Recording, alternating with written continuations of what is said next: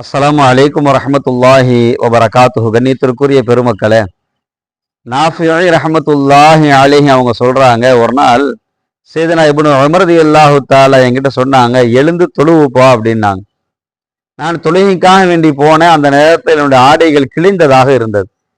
அப்ப என்னை பார்த்து கேட்டாங்க, நான் ஒரு வேலைக்காக உன்னை நான் அனுப்புனா இந்த கிழிந்த ஆடையோடு போவியான்னு சொல்லி கேட்டாங்க.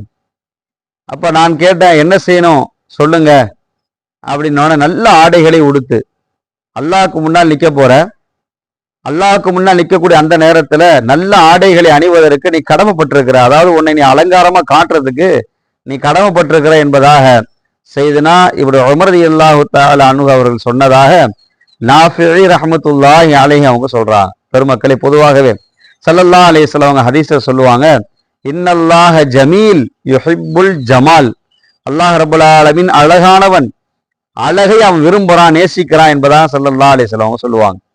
வெளியே போறோம், கல்யாணத்துக்கு போறோம், அல்ல சுத்தி பார்க்க போறோம், அந்த நேரங்கள்ல ஆடைகளை அழகானதா உடுத்திட்டு போறோம். ஆனா தொழுகைக்கு வரக்கூடிய அந்த நேரங்கள்ல நம்முடைய ஆடைகள் எப்படி இருக்கிறது என்று சொல்லி புரிய வேண்டிய அவசியம் இல்லை.